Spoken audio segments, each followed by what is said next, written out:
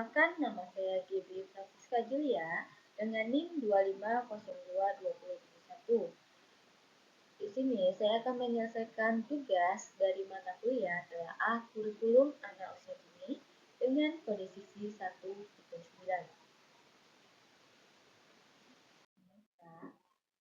Saya di sini akan menjelaskan tentang kerangka kerja pembelajaran mendalam atau deep learning. Nah, kerangka kerja pembelajaran terdiri dari praktik pedagogis, lingkungan pembelajaran, pemanfaatan digital, kemitraan pembelajaran. Baiklah, saya di sini akan menjelaskan tentang praktik pedagogis. Praktik pedagogis ini merujuk pada strategi mengajar yang dipilih pendidik untuk mencapai tujuan belajar dalam mencapai dimensi profil lulusan. Untuk mewujudkan pembelajaran mendalam, pendidik berfokus pada pengalaman belajar murid yang autentik, mengutamakan praktik nyata, mendorong keterampilan berpikir tingkat tinggi, dan kolaborasi. Pembelajaran mendalam dapat dilaksanakan menggunakan berbagai praktik pedagogis dengan menerapkan 3 prinsip, yaitu kesadaran, bermakna, dan menggembirakan. Contohnya, pembelajaran berbasis inquiry, pembelajaran berbasis project, pembelajaran kontekstual, terus atau CTL, pembelajaran berbasis masalah, pembelajaran kolaboratif, pembelajaran STEM, Science, Technology, Engineering, Mathematics. Nah, pembelajaran berdiferensiasi dan sebagainya. Nah, selanjutnya saya akan menjelaskan tentang lingkungan pembelajaran. Lingkungan pembelajaran menekankan integrasi antara ruang fisik, ruang virtual, dan budaya belajar untuk mendukung pembelajaran mendalam. Yang pertama, budaya belajar yang dikembangkan agar tercipta iklim belajar yang aman, nyaman, dan saling memuliakan untuk pembelajaran yang kondusif, interaktif, dan memotivasi murid bereksplorasi, berekspresi, dan kolaborasi.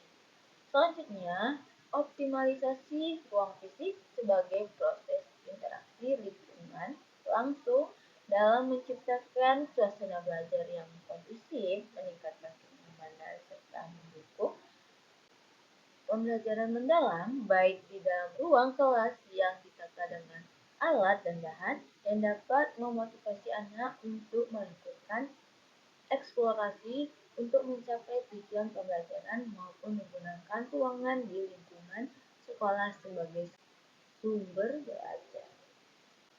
Pemanfaatan ruang virtual sebagai sumber belajar yang digunakan murid dan dapat membantu pendidik dalam mengembangkan berbagai kegiatan dengan pemanfaatan teknologi.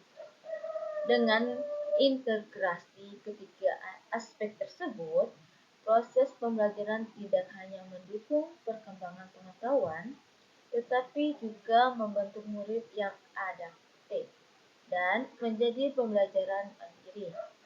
Nah, selanjutnya, pemanfaatan digital atau teknologi digital. Pemanfaatan teknologi digital sangat berperan penting sebagai katalisator untuk menciptakan pembelajaran yang lebih interaktif, kolaboratif, dan kontekstual. Tersedianya beragam sumber belajar menjadi peluang menciptakan pengetahuan bermakna pada murid. Peran teknologi digital tidak terbatas hanya sebagai alat presentasi dan penyediaan informasi, namun teknologi digital dapat memanfaatkan dalam perencanaan, pelaksanaan, dan asesmen pembelajaran. Murid pengalaman belajar yang lebih interaktif, fleksibel, dan kolaboratif. Selanjutnya, kemitraan pembelajaran. Kemitraan pembelajaran akan membentuk hubungan yang kolaboratif untuk memberikan pengalaman belajar, kebaruan informasi, umpan balik kepada murid melalui pengetahuan yang kontekstual dan nyata. Pendekatan ini memindahkan kontrol pembelajaran dari pendidik menjadi kolaborasi bersama. Pendidik membangun peran murid sebagai rekan belajar yang aktif, mendesain dan mengarahkan strategi pembelajaran. Pendidik dapat melibatkan keluarga, masyarakat, atau komunitas sebagai mitra yang memberikan dukungan pembelajaran dalam konteks autentik. Pendidik juga memfasilitasi koneksi dengan ahli atau mitra profesional untuk memberikan umpan balik dan meningkatkan relevansi pembelajaran. Nah, selanjutnya saya akan menjelaskan tentang pengalaman belajar. Nah, pengalaman pelajaran terdiri dari memahami, selanjutnya ke tahap mengaplikasikan, lalu ke tahap merefleksikan. Nah, tahap memahami merupakan fase awal anak dalam belajar dengan tujuan membangun kesadaran murid terhadap tujuan pembelajaran. Mendorong murid untuk aktif mengkonstruksi pengetahuan agar murid dapat memahami secara mendalam konsep atau materi dari berbagai sumber dan konteks. Nah, jenis pengetahuan pada fase ini terdiri dari pengetahuan esensial, pengetahuan aplikatif, dan pengetahuan nilai dan karakter. Lalu, selanjutnya mengaplikasikan. Mengaplikasikan merupakan pengalaman belajar yang menunjukkan aktivitas murid mengaplikasikan pengetahuan secara kontekstual. Nah, pengetahuan yang diperoleh murid pada tahap memahami diaplikasikan sebagai proses perluasan pengetahuan. Tahapan ini memberikan kesempatan kepada murid untuk menerapkan pengetahuan baik secara individual maupun kolaboratif. Nah, pendalaman pengetahuan ini dilakukan dalam bentuk pengalaman belajar, pemecahan masalah, pengambilan keputusan, dan lain-lain. Nah, pengalaman pelajaran ini mengimplementasikan kebiasaan berpikir dalam mengaplikasikan pengetahuan.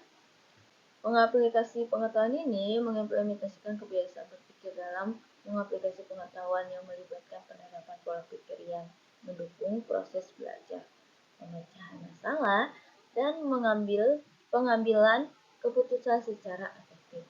Murid melakukan praktik pemecahan masalah atau isu yang kontekstual dan memberikan pengalaman nyata.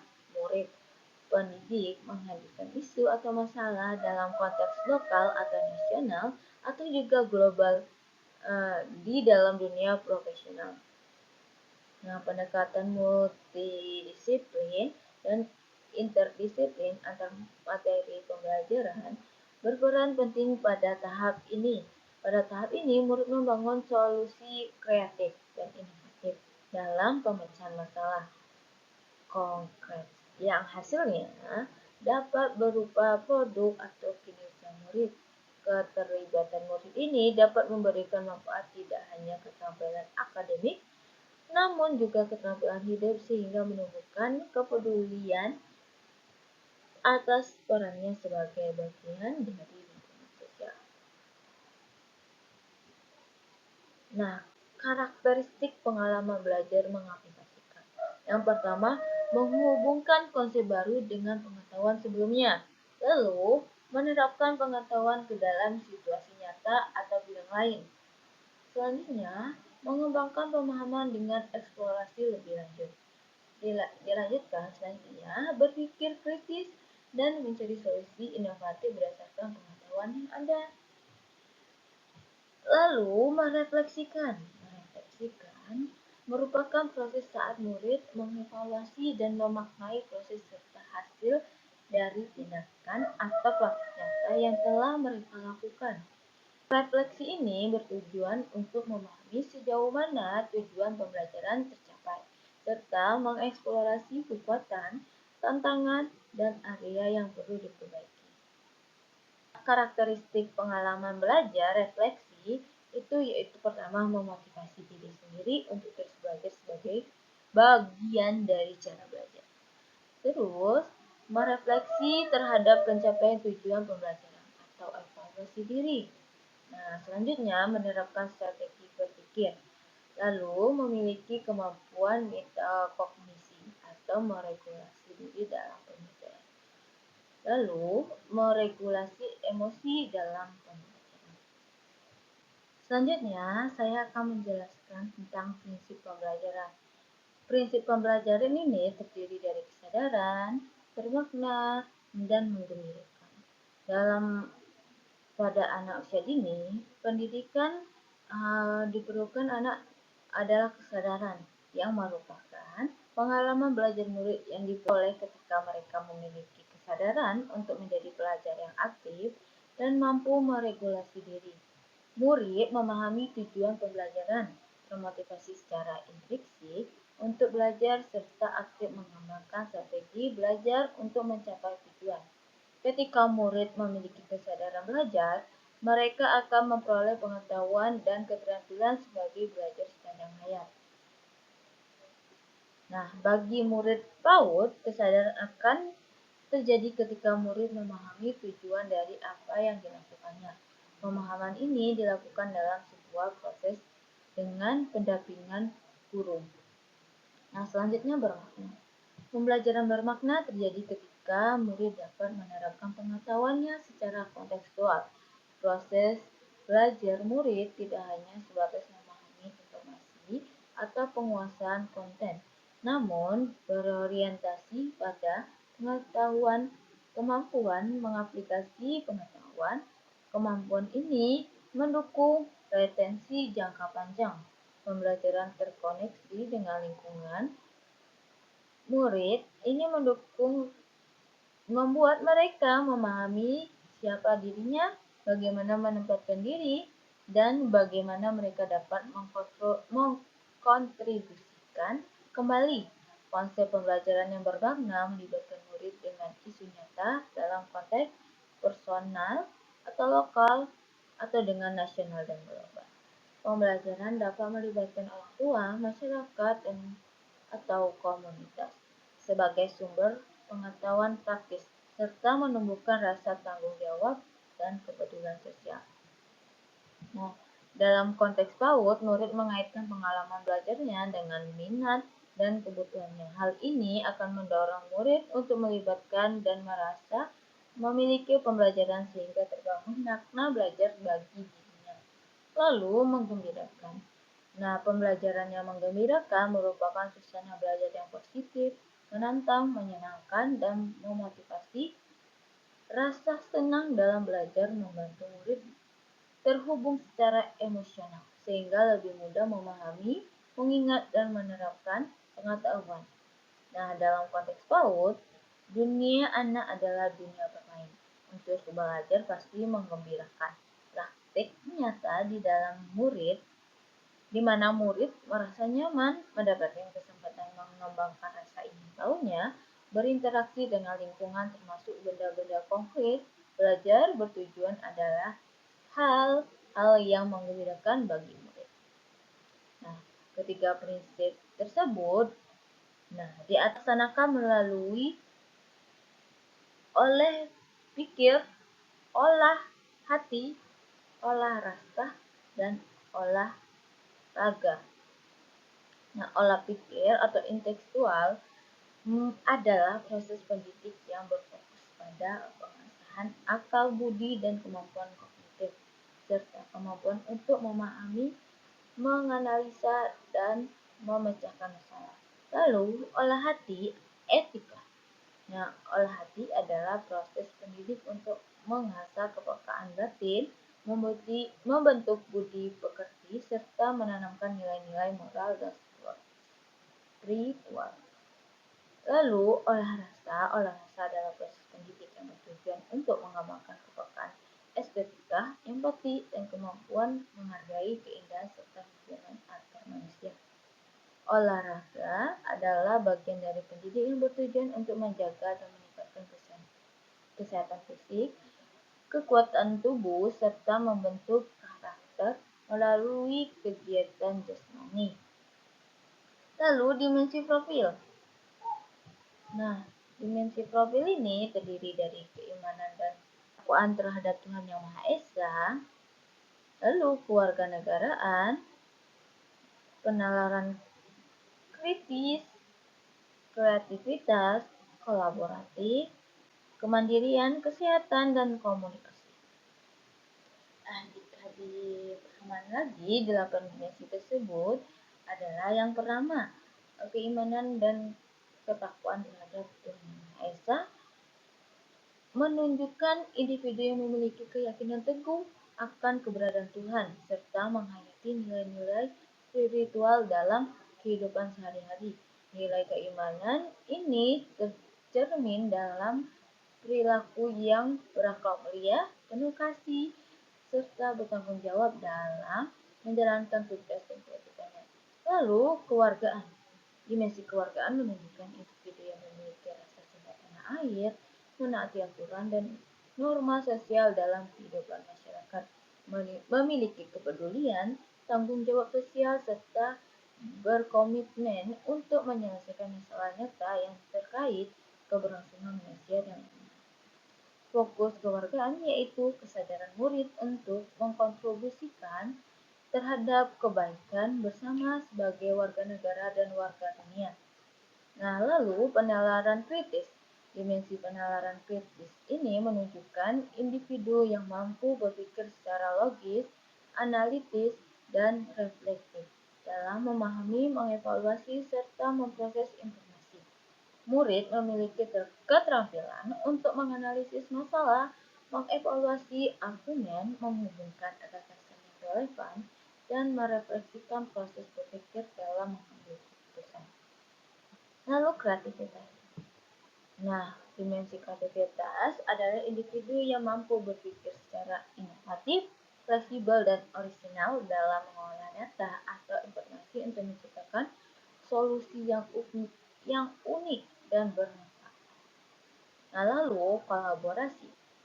Kolaborasi ini adalah individu yang mampu belajar sama, yaitu bekerja sama secara efektif dengan orang lain secara gotong royong untuk mencapai tujuan bersama melalui pembagian peran dan tanggung jawab. Lalu kemandirian. Kemandirian ini artinya murid mampu bertanggung jawab atau proses dan hasil belajar sendiri dengan menunjukkan kemampuan untuk mengambil inisiatif, mengatasi hambatan, dan menyelesaikan tugas secara tepat tanpa bergantung pada orang lain. Lalu kesehatan. Kesehatan ini menggambarkan murid yang sehat jasmani, menjalankan kebiasaan hidup sehat, memiliki fisik yang bugar, sehat, dan mampu menjaga keseimbangan kesehatan mental dan fisik untuk mewujudkan kesejahteraan lahir dan batin. Lalu selanjutnya yaitu mengkomunikasikan. Komunikasi ini yaitu murid memiliki kemampuan komunikasi yang baik untuk menyampaikan ide, gagasan, dan informasi dengan jelas serta berinteraksi secara efektif dalam berbagai situasi. Dimensi ini memungkinkan murid untuk berinteraksi dengan orang lain, berbagi serta mempertahankan pendapat, menyampaikan sudut pandang yang beragam, dan aktif terlibat dalam kegiatan yang membutuhkan interaksi dua arah. Nah, dari dimensi profil ini terjadilah pembelajaran mendalam berlandaskan 3 prinsip, yaitu kesadaran, bermakna, dan mengerti. Nah, dari kerangka pembelajaran, pengalaman belajar, prinsip pembelajaran, dimensi profil ini saling berkaitan, di mana dari dimensi profil tentang keimanan, ketakwaan terhadap Tuhan Maha Esa, keluargaan, penalaran kritis, kreativitas, kolaborasi, kemandirian, kesehatan, komunikasi, dilanjutkan dengan prinsip pembelajaran bermakna, kesadaran mengembirakan, lalu pengalaman belajar. Nah, dari semua itu, bahwasannya kerangka kerja pembelajaran mendalam dibutuhkan dalam pendidikan anak usia. Baiklah, saya Dewi Francisca Julia ingin undur diri. Assalamualaikum warahmatullahi wabarakatuh.